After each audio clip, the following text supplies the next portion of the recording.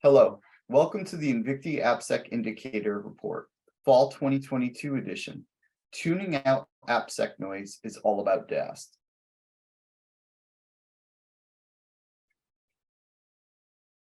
My name is Frank Catucci. I'm currently the CTO and head of security research here at Invicti Security.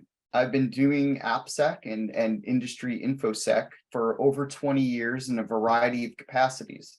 I've worked at product companies, I've worked at technical companies, and I've also worked in private and public industry, being responsible for all aspects of application and product security across the board, including product and tool development. Thank you all for joining us here today, and I hope you find this information insightful. Before we dive into the presentation, I just want to do a really brief overview of Invicti as a company. There are many names that we've been known by. We've been in the application security industry since 2005. Some of the names that you may be familiar with are names of NetSparker or Acunetics. We've merged to become Invicti. Invicti provides web application and API security testing that is not only accurate, but automated and can be embedded completely within the SDLC. We offer integrations technology that allow continuous testing in the CI/CD pipelines and with DevOps pipelines.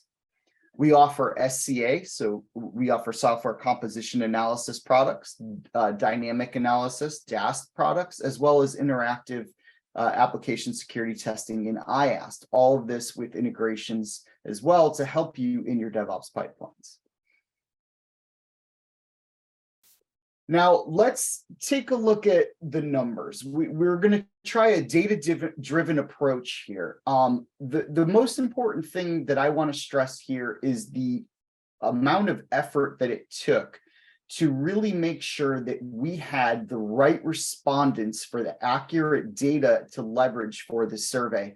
I feel like a lot of times this is not done with the amount of effort it requires to get the opinions of people who either you respect and or should pay attention to. And that's why we went a little bit further. So we partnered with Wakefield Research. We pulled 500 DevOps or DevSecOps professionals. Now, the key here is that they had a minimum of 5 years in the AppSec or DevOps space, and that the companies they work at had at least 2,000 employees. We are talking major corporations. Now, we also branched out to include government, healthcare, financial, and education sectors to get the accurate and depth of insights into these topics. Now, the last thing before I move on is if we look at the amount of experience these folks have, 301 had 5 to 10 years experience, but about 200 had 10 or more years experience in this space. So a very veteran and focused group that we concentrate on for respected opinions and survey results. We were interested in seeing how DevOps professionals were prioritizing budgets for 2023. We were interested in their challenges and how they address the infinite amount of noise that comes from traditional AppSec testing and methodologies. And we wanted to understand what their what their priorities were going to 2023 for the next year of AppSec and even beyond that. Preventing new vulnerabilities and taking care of existing risks are obviously crucial. In 2021, we know that the web applications were a top attack vector. 70% of security incidents, according to the latest Verizon DBIR, had that kind of entry point from a web application or a web asset. So something that's exposed to the web via either an API or a browser was the entry point for 70% of all security breaches and or incidents. The average cost of that breach was $4.35 million per breach. So I think we can understand how some of the prioritization of security budgets are shifting a bit in 2023. The results here are a bit sobering. So 62% of the respondents stated that their budgets will increase for security improvements. 73% state that their budgets will increase for AppSec. Now, those are two promising numbers in themselves, and there's an interesting point there. If we take a look at the other data contained here, we're looking at DAST and AppSec to be a much, much higher portion than just that 62%. So 73 respectively in AppSec and 97% in DAST.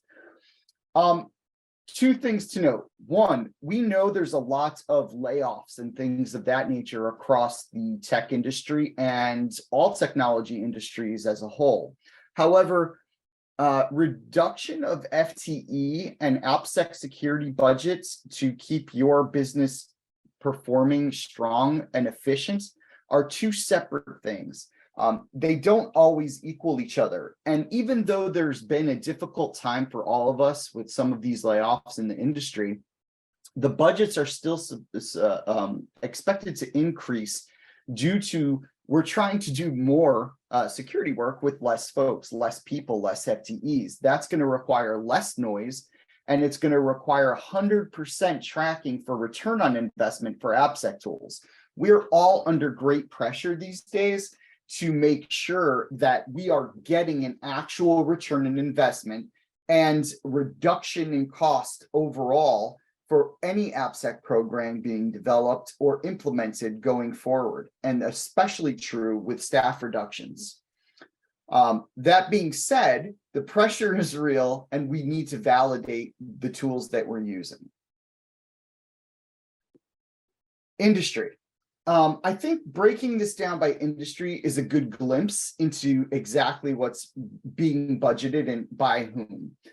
When we break down to future budgets, we see that government is leading the pack. This is no surprise. I think we've seen the ramification of President Biden's executive order on cybersecurity. I think we're seeing the ramifications of increased policy and compliance that come with not releasing specific vulnerabilities of higher critical capacity into production environments for any government agency. I think we're looking at that from the perspective of the government as a whole taking a stand to say we need to get better with our digital and application and information security programs. Conversely, it's not a surprise at all that 79% or almost 80% of financial institutions are kind of second place here. Usually, I would say that government and finance swap back and forth for that top spot, but that's not surprising at all due to the critical and sensitive nature of almost all the financial, all of the financial companies' information and processing of data that they have. Now, it might surprise you that 65 and 61 is where education and healthcare come in. And it's not because of the sensitivity of the data, it's more to the funding. Government and finance tend to have more funds available. Therefore, it's how they budget in the kind of, I would say, how they budget as a priority stance, not necessarily just due to healthcare and education not wanting to, but not being able to. And I think we're still seeing a decent upswing in those budgets, but we have to take other things into consideration, like funding and or expertise available in those fields. So right here, we're looking at two specific areas of AppSec effectiveness. We're looking at DevSecOps or DevOps or security in DevOps, however you'd like to word that, updating modern security tools and training, things of that nature. I think it's important to understand here that the automation, we talked earlier about that return on investment, right? The more we can automate, the more we can update to more efficient and accurate tooling and automation, the more we can increase our ROI or return on investment. We can demonstrate that strength for ROI. And again, 100% of us are under that thumb for showing ROI. So it's no surprise that 42% are working on that automation and modernization of their AppSec programs. Now, that being said, obviously followed up by AppSec hires if possible, depending on the industry and the climate, developer security education, pen testing, and bug bounties. Now, pen testing is something that's always talked about. Pen testing will never go away. It will never deplete. Pen testing is extremely important and it should be always followed in that nature. However, pen testing is a point in time, meaning that yes, we're going beyond beyond an automated test to find things that an automated tester probably couldn't. There's a lot of logic and human-based type of workflows that happen in penetration testing. So those are important, but they are points in time where your continuous and your automated type of tooling is happening at a real-time basis. And the way that in the speed that software and services such as APIs are being released is very, very important to understand that that's a continuous flow. The last one being bug bounty. The only reason I believe that this is 28% is probably because most of the organizations, and if we look at those kind of industry verticals, it's only the most mature organizations for the most part that are participating in these bug bounty programs. They're excellent. They are a great source of information. But again, it's more mature type of clientele and or AppSec programs that seem to adopt this just due to the resources and the ability to fix in a timely nature, not to mention there's some monetary impact in that as well. But irrespective of that, the ROI is still there. All right, vulnerability stress.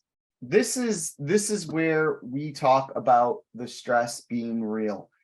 The reason it's real, we have two major things, in my opinion, that make this stress real. One, we have existing vulnerabilities in code, and we have these vulnerabilities that have yet to be discovered.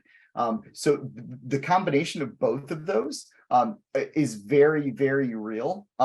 Couple that with noise from inefficient or inaccurate tooling, also time constraints is going to put us in a very stressful and real situation. So we in this survey here, why are we stressed, right?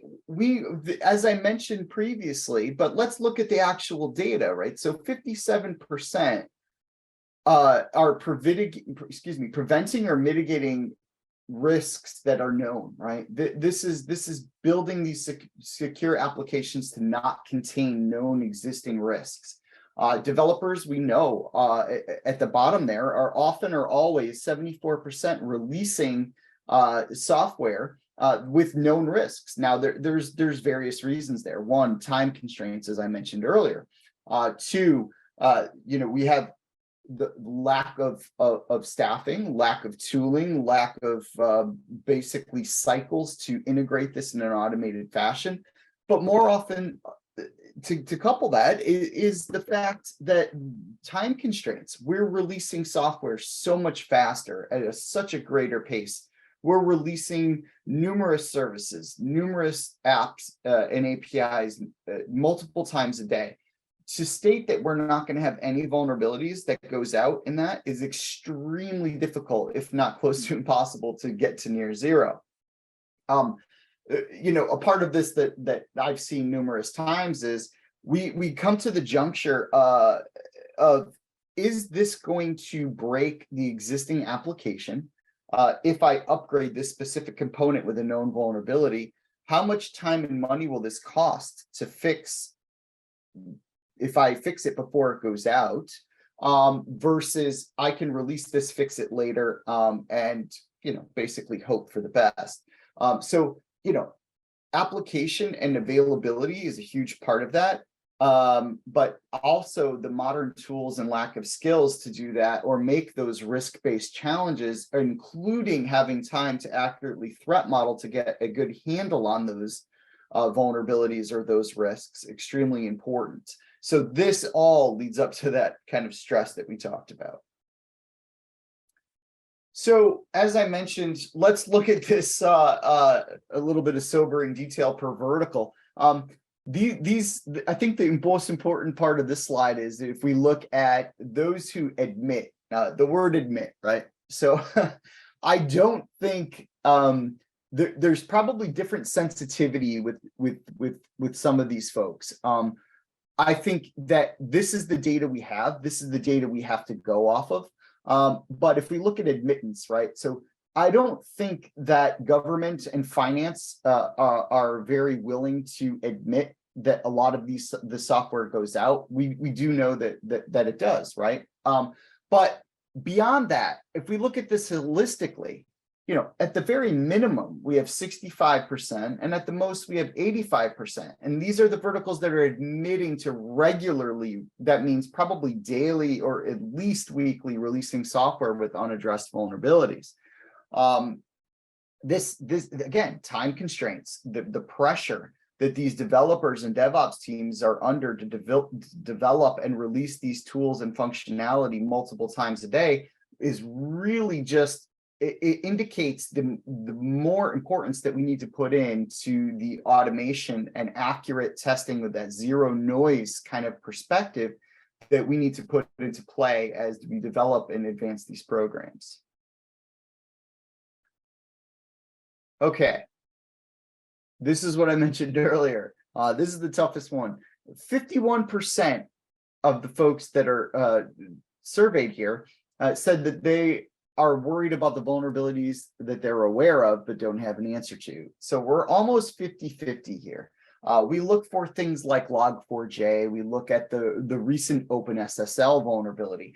These are things that had potential to have extreme impact. Okay, so I think this has shifted a bit. In my opinion, I think that the existing vulnerabilities is probably much higher than the potential for new ones. I think what we're seeing here are a lot of very highly visible new detections that are coming out, new 0 days, right? So we didn't know what OpenSSL was going to reveal. We didn't know if that was going to be another Heartbleed where we had very, very sensitive information being able to be remotely extracted, unencrypted from an encrypted server, an encrypted SSL or TLS connection on that server. So we were very unaware of how severe or that bug could have been. And then I think that came right on the heels of things like Spring for Shell and Log4j.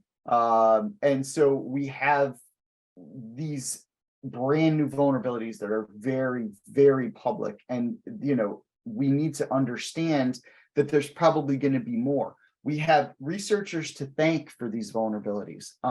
If the researchers don't find these vulnerabilities and release them in the manner in which they are, there's a potential for the nefarious criminal attackers finding these vulnerabilities, not notifying or disclosing the vulnerability, and then exploiting it in the real world or in live time, where we are then playing catch up to find and repair at a quicker pace. So, all of these things combined, I think is very telling to be 50-50, whereas this is a shift, in my opinion, that those unaware of yet category was probably lower in the past.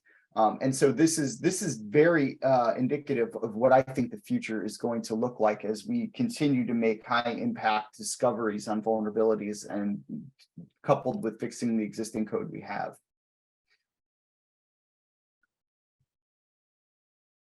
All right, so why are we releasing these? I think we understand this, but adjusting the vulnerabilities being a priority, sure. Vulnerabilities are too difficult to identify. Now that's an area I want to concentrate on.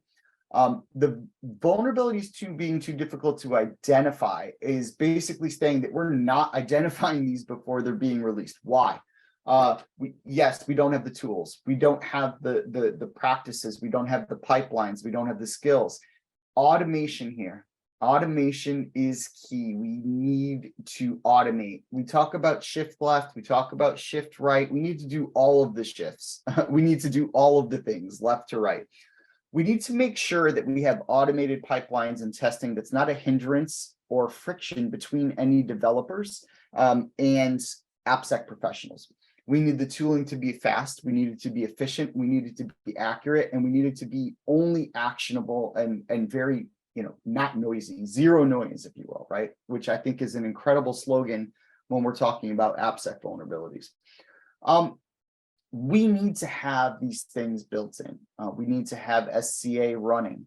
We need to identify all of the vulnerable components, dependencies, libraries that are being stacked into modern day development. 70% plus of code, probably closer to 80, is being written now with being compiled or assembled with open source components and libraries. We need a software composition analysis solution that plugs in, that is actually scanning these components before an application is built and deployed, so we can fail builds and do those type of things. Static code analysis still important, and where DAST comes in for us here is that DAST also can do a couple of different things. We're doing SCA with Invicti. So we're knowing, what's vulnerable in your open source libraries. We're looking at the real life testing of the application once it does pass the builds and it is compiled and deployed into, say, a non-prod environment. What we're doing there is really taking the time to test the configuration and the application before it hits production, and then obviously continuously scanning that once it does hit production. And the continuous nature of that discovery and that scanning is really what allows us to deliver very quick and actionable tooling and quick and actionable remediation guidance for these. And and one of your issues is we don't have the tooling, or they're too difficult to identify these vulns. That is precisely why the tooling and the implementation of these tools is so important. We know the noise. The noise is real. Part of the reason, one thing I want to state about noise is that when there is too much noise coming from a tool, or there's an inaccurate result given to a developer, that breaks all trust. That noise is probably the number one hindrance for the trust and flow of vulnerability data from being found to remediation. If we are inundating already overwhelmed and stressed developers with false positives, that's something that is going to break down trust and break down all of the controls that are really in place to stop the applications being vulnerable and being deployed. And that's where that zero noise comes from. And that's why that importance cannot be stressed enough. A false positive, as I mentioned, 97% of these professionals, these are professionals that we surveyed, said that they ignore a real vulnerability thinking it was a false positive. Now, why? Do you think that if these folks ever never saw a false positive, that they would ignore one thinking it was a false positive? No. The fact is they are receiving far too much noise, far too much inaccurate data on a false positive, and they can't go through every false positive and try to figure that out when they're trying to be under time constraints for releasing software. So this is again, 97% of our DevOps professionals were ignoring vulnerabilities because of the inundation for false positives. Zero noise, as close to zero for FPs as we can get, proof-based scanning, giving you reproducible exploits. All of this is absolutely key for your AppSec programs and trust within your org. Now, beyond that, what's beyond the noise, right? Discovery. We talked about that, the false positives, teams ignoring the vulnerabilities. These are all things, right? I think the most important thing that we look at here is it's not only one contributing factor, but it's a multitude of contributing factors that are holding you back. I think what happens there is that if one doesn't hit you in a certain aspect, that the other may, right? So either A, you don't have the tooling, you don't have the time. We need to address all these things and do it in a continuous and consistent manner to be effective. And that's really what this data helps us see. And it's not just fixing one thing, it's fixing many things.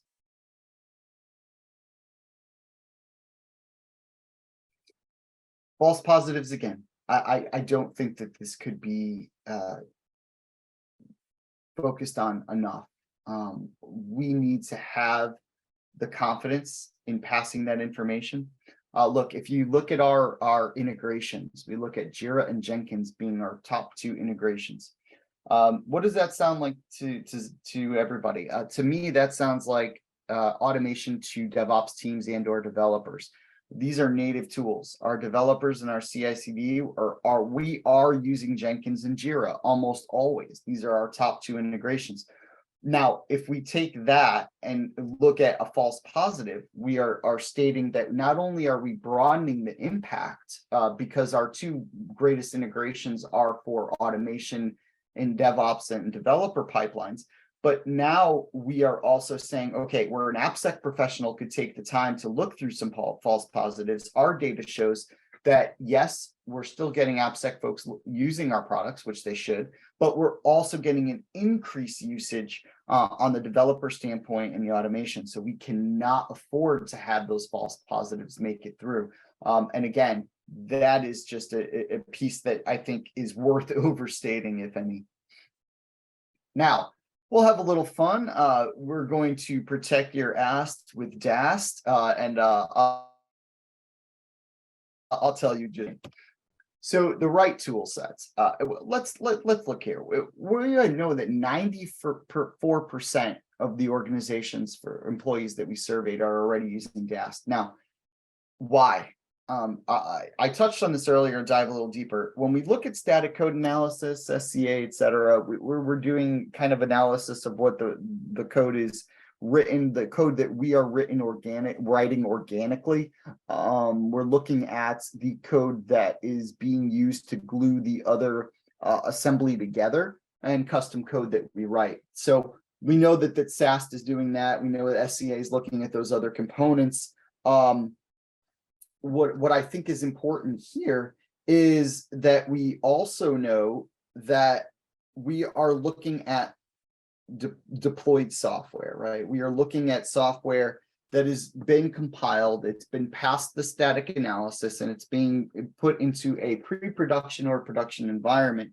And that's where DAST really shines. Now, in pre-prod and CI/CD, we definitely use it and we see that growing, but in a deployed environment where we're testing a multitude of services, we're testing hosting server configurations, we're testing the backend services, we're testing the APIs, we're testing the authentication and authorization. We are doing immense amounts of fuzzing in every parameter that's available in action in your application, and identifying exactly the technologies that are running and how they're running. So the effectiveness there is very evident, and I think that 94% is super eye-opening if we take a look at the amount of adoption that DAST has and the value. Now, beyond the test kind of abilities, language specifics, things like coverage. Other tools have very, very strict limitations. If we talk about static code analysis, first of all, it's always noisy. Are you going to run it anyway? Yes. Is it important? Absolutely. Should you do it? Yes. However, language constraints. We have a vast amount of language and framework constraints in specific tools. DAST, essentially, if it's browsable, or if it's a service that you know about or that's found with continuous discovery, can be scanned. We're doing this for any type of language, any type of workflow, tools, etc. That can be ran. And the reduction of the false positives here is extremely lower than it is with other different types of tool sets. Very important to point out as we look to find and fix all these issues as soon as possible, and especially with the top two integrations we have with Jenkins and Jira. Now, this is a little bit about like that DevOps pipeline that I talked about. And this is where we're seeing most of the work increasing. And the reason it's increasing is because the speed and agility that is being done within your DevOps pipelines.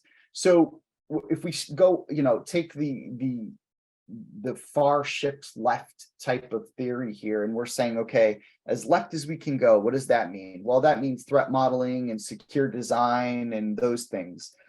So yes, those things are happening outside of this diagram. We're doing threat models. We're looking at understanding, what's changing in the app, what's the design, what information is going to be accessed, etc. All of that is as far left as you can go. It's an idea on a whiteboard before anything is even written. And then we look at what can be done next. Okay, well, we can do IDE plugins, right? And keeping developers native in their native environments, keeping them comfortable, having an IDE plugin for real-time or ad hoc type of testing. And then we're moving on to SCA. As that code moves and is checked in, is merged, we are checking that with software composition analysis. We're doing a build pass fail with SCA. We're doing a build pass fail with SAST. We're passing this on to say, okay, here's we're using an IAST agent in the runtime to look at the response and request in real time and not just say, hey, this is what we think. We're using an IAST agent to understand and be able to accurately identify exactly what that response is from the request. And if it is exploitable, close to zero false positives with IAST as well. We are doing this from left to right. We are doing this with QA. We are doing this with IAST. We're doing this with DAST. We are automating all of these functions that eventually lead to a product release. And to be able to tie into this pipeline with false positives and as close to zero friction as possible is where you're going to see the most ROI and where you're going to see the most effective results. As we always say, work smarter, not necessarily harder. And again, with increasing budgets but decreasing staff and things of that nature, this is something that we're seeing being elemental to move forward with your AppSec programs. ROI. We need to demonstrate this ROI. Everybody needs to demonstrate ROI right now more than ever. We have multiple economic factors. We have multiple kind of industry factors. All budgets are constrained. All budgets are being extremely scrutinized. To show ROI and an increase in efficiency for your AppSec program with any of the tools, especially DAST, is going to be extremely relevant. If you want to buy a new tool, you want to get new automation, you want to hire a new FTE, if you can show where your ROI is being utilized, you're going to have that much more support from the top down. So we look at where's the proof, right? How do we do this? How do we actually take a look at the data, being a data-driven type of institution, and say, show me the numbers. What does this really look like? Everyone says, oh, shift left, find it earlier, it's cheaper. What does that really look like? Well, we have data. We have data that shows this, right? So,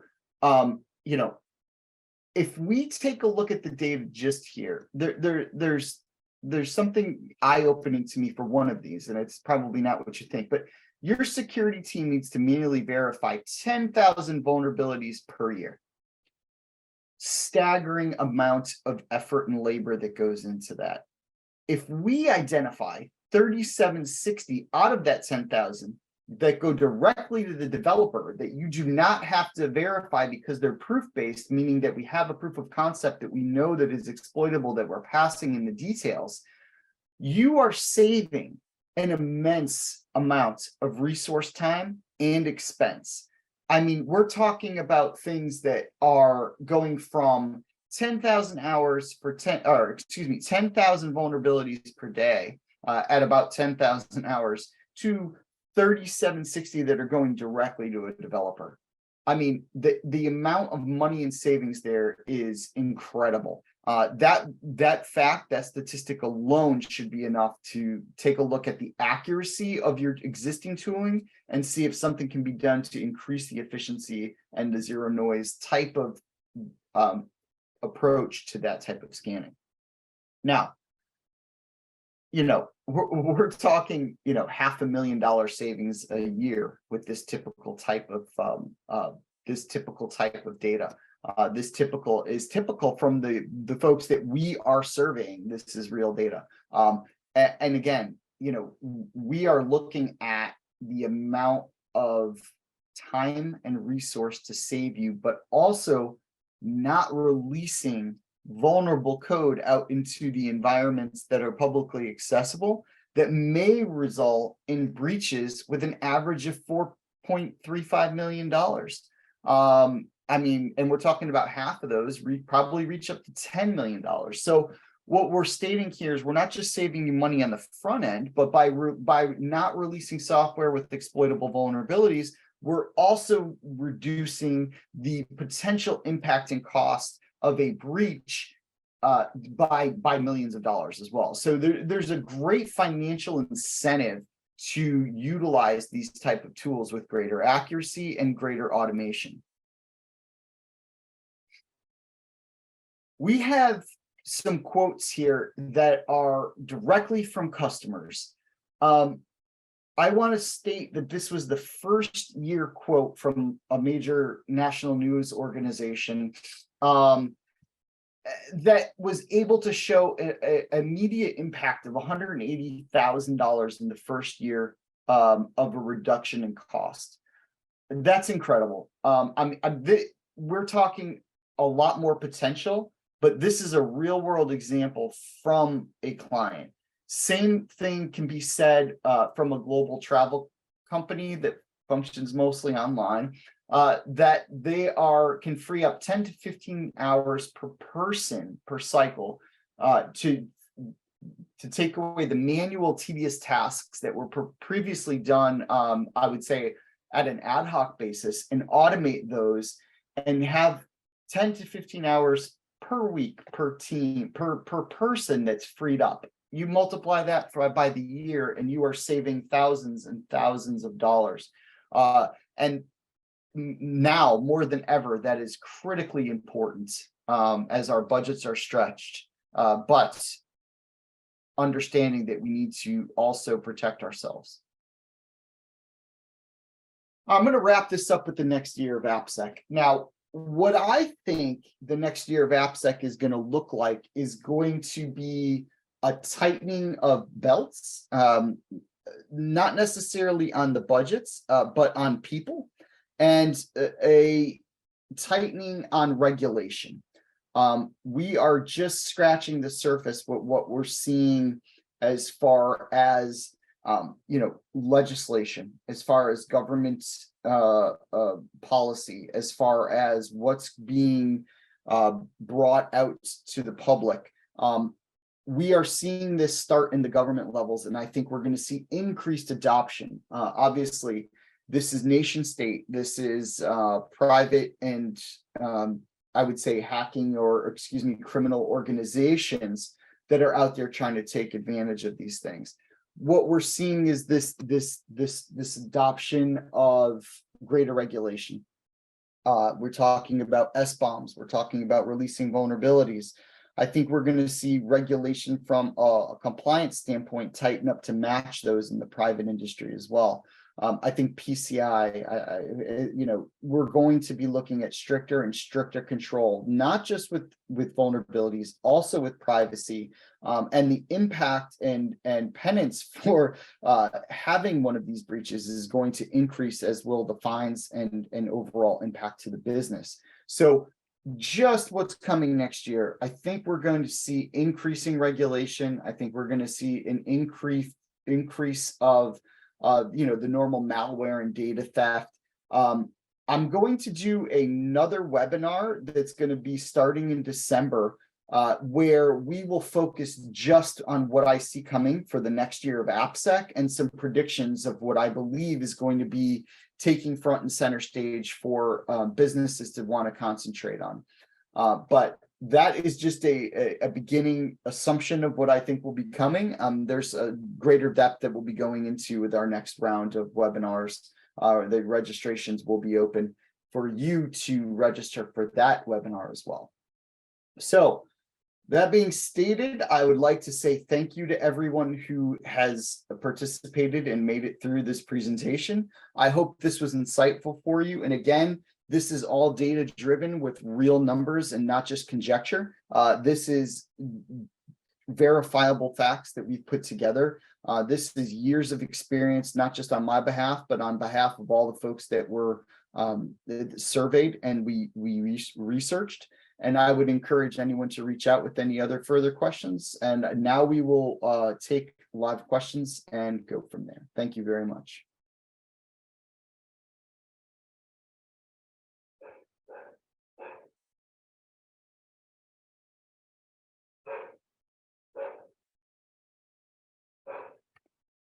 One of the questions I have here that came in to the chat was about cybersecurity budgets in general. The question is, what would you say is the place of application security in the overall cybersecurity budget mix in terms of budget? Are we seeing stagnant increases, decreases, et cetera, for 2023? Excellent question. I think that what we're seeing is an increase in the AppSec portioning of an overall cybersecurity budget. I think there's a lot of reasons why. But the most important is, I think, the in-your-face type of vulnerabilities that have occurred in the past year or two. We look at, Log4j being a major driver, OpenSSL, et cetera. I think these are real impactful vulnerabilities.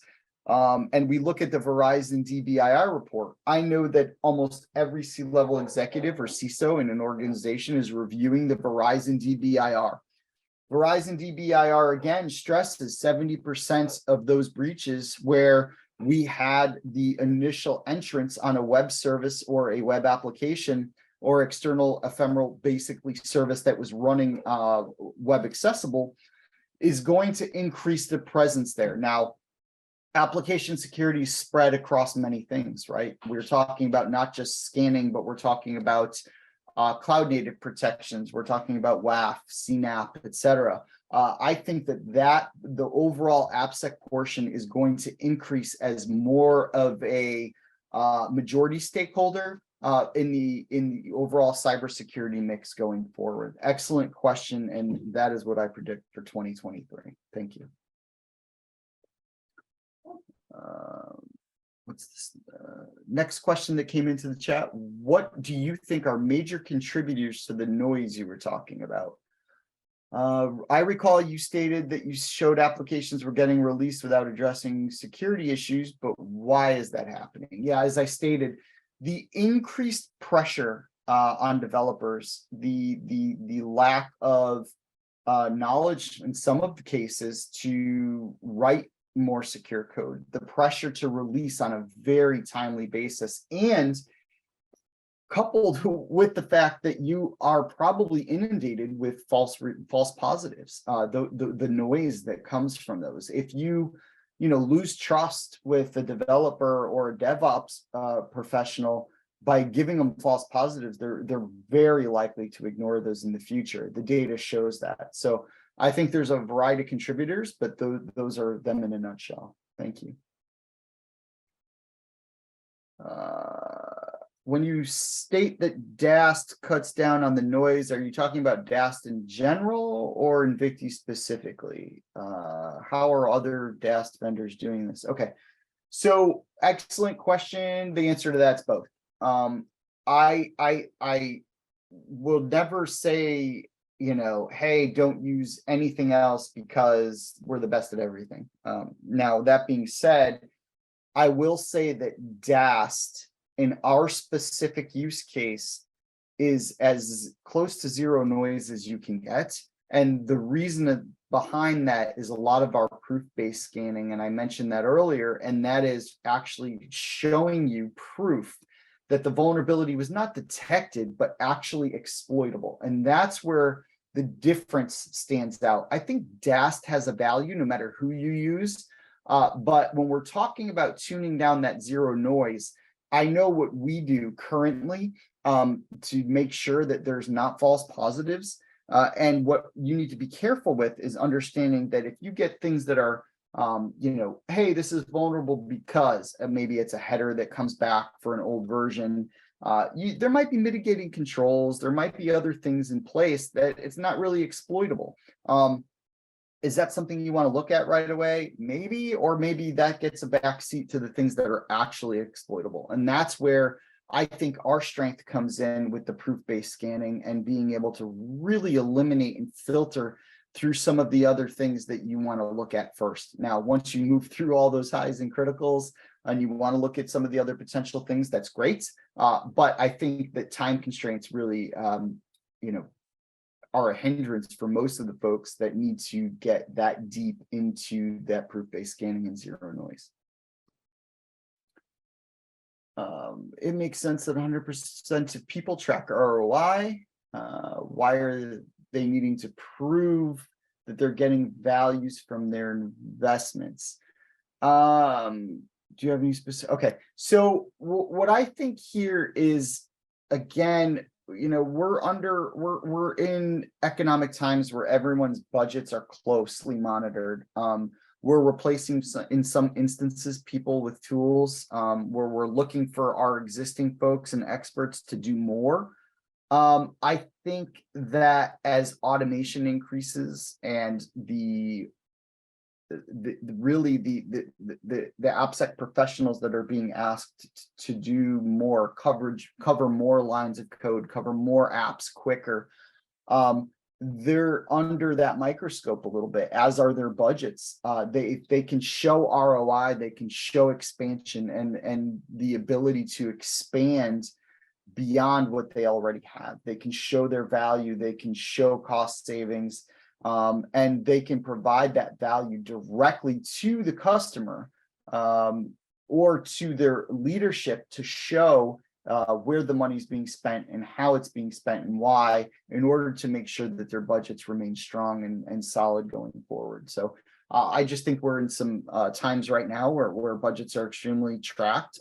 Yes, we see numbers that are actually increasing for AppSec, but that doesn't mean that the amount of scrutiny put on those budgets for ROI are going to be looked at very, very closely. Excellent question.